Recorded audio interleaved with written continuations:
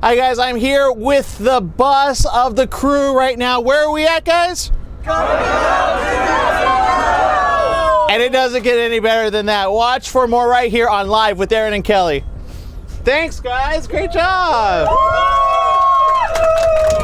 Hi, I'm Aaron Michael Sanchez, and we are here with Rob Cohen. Now, Rob, I am understanding that there's a lot of buzz going on about some of the movies you've done. Triple X. There's also a great, Fast and Furious. What's going on with all those trilogies? Well, in Hollywood, if you do something once and it connects with the audience, it's like you found a gold mine and you only took out a few nuggets. Now they want to go in and scoop out a bunch of gold.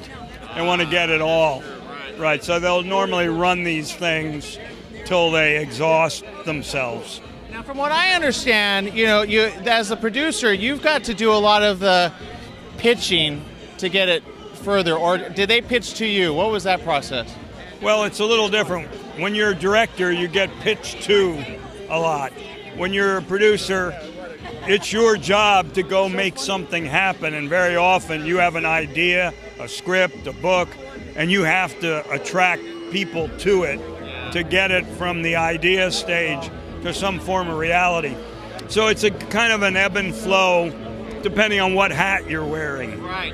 And what is it about projects that when they come to you as a director, what is it about it that intrigues you or makes you move? Like, I'm sure you pass on a lot of them. Yeah. What is it that kind of pushes you over?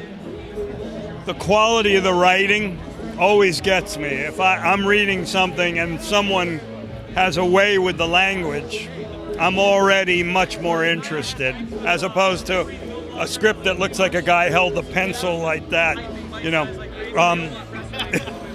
I'm thinking, like, who does it? But you're right. There are people that don't have polished stuff out there.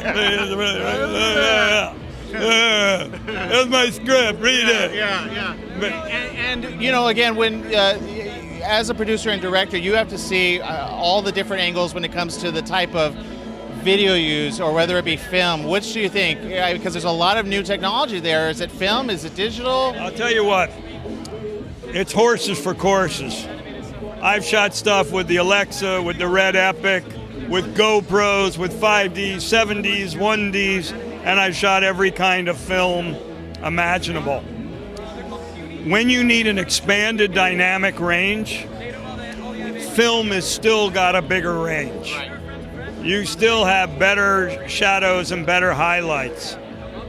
When you need to be clever, when you need to be fast, when you need low light conditions to be made less cumbersome by big lighting packages, digital is outstanding.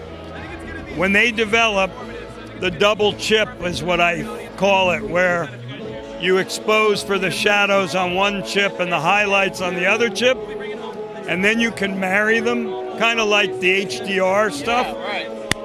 Then it's going to be beautiful. That's going to be the turning point. So that's the little turning point, because that's what I hear. Film is still the richest, and it's funny because the viewer doesn't typically think of that, but they know it when they see it.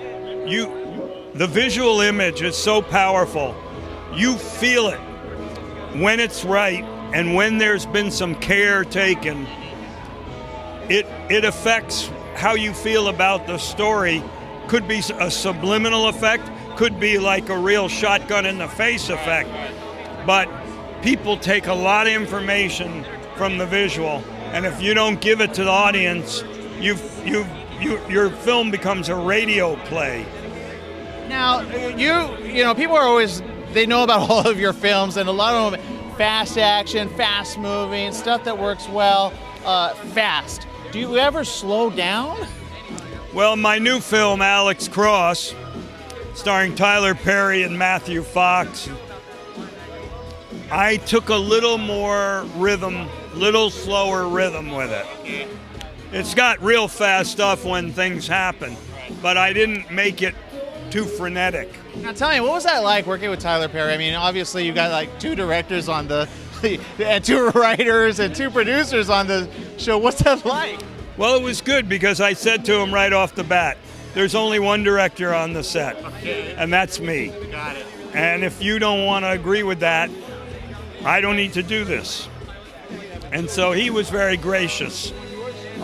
He never broke that agreement. And we had a very dynamic relationship. He's not easy, but because I was challenging him to go to very dark places. Like what? Dark, violent, angry, dark. Yeah, he's not known for dark, so we're going to see a whole new perspective of him. You're going to see both a Tyler Perry and a Matthew Fox that you have never seen before. In fact, people watch the movie, and for the first 10 minutes, they don't even know it's Matthew Fox. And Tyler has great heart. He has great depth.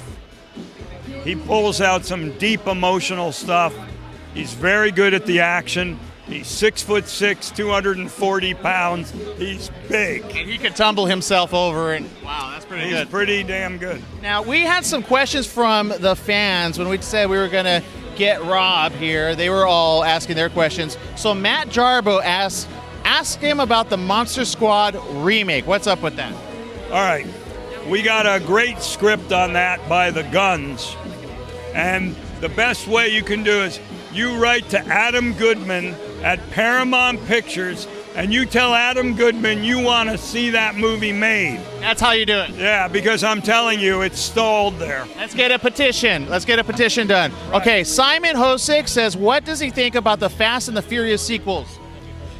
Well, they're not the movies I would have made. They're not. Well, they're not. Everybody agrees with that. They haven't been true to what I did. I set a world and a set of characters that were involved in a very specific tribal world. They moved it to Miami. They moved it to Tokyo. They got them making heists and all this other stuff. It's become something very different. And what can you do? Where would you have taken it if you had the opportunity? It would have been more character driven, and I would have stayed in LA, and I would have dealt with the subject that was at hand. Street racing, these people, the law, and where they can go.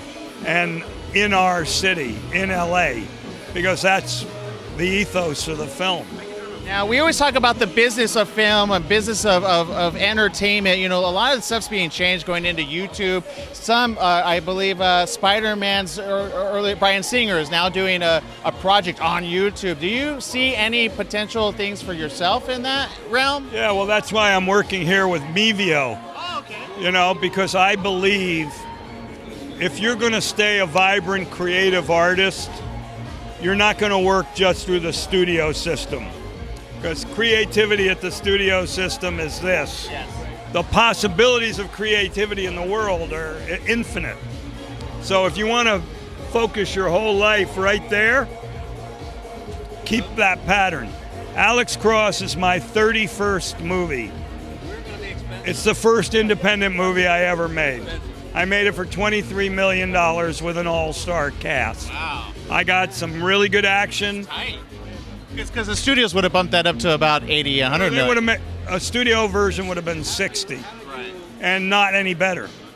You know, bigger, but not any better. Right. When you deal with the internet, YouTube, Netflix, when you're out there in the indie world, there's still a vibrant creativity. You sacrifice money for control. Like I'm doing a project called Soldier of Fortune with Jason Blum, the guy who produced Paranormal and all those films. I'm doing a $2.5 million action movie with him because I want to see if I can do it. You're challenging yourself to see if you can stay in budget. Because if you don't challenge yourself, you die. Right. You die creative. How many directors were great and then they don't challenge? And that's it. They stay there. You're right. You never hear from them again. No, they go off. And even though they want to direct, they don't have anything new because they're just going to try to do what they did before. Okay. Well, I can see why you are the man, why you've done all the things you've done. Thank you so very much for taking a moment with us. It was fantastic. And if you want to find more out about Rob Cohen, where do they go? You don't even Twitter or Facebook, I noticed. I have a Facebook page. Oh, you do? Yeah. It's okay. I haven't seen it, but we're gonna hook up on Facebook. Check him out right there. Check out his next. When is the next sequel? When are you planning on getting that done, Alex Cross? Alex Cross is out October 19th. Sweet. We're gonna be there at the premiere. I hope so. Stay tuned for more right here from Live with Aaron and Kelly. Right to Adam Goodman. What about Aaron M. Sanchez? Well, Aaron M. Sanchez as well. But Kelly B. Dolan is so much. Let's look like that. Hi, sir. How are you?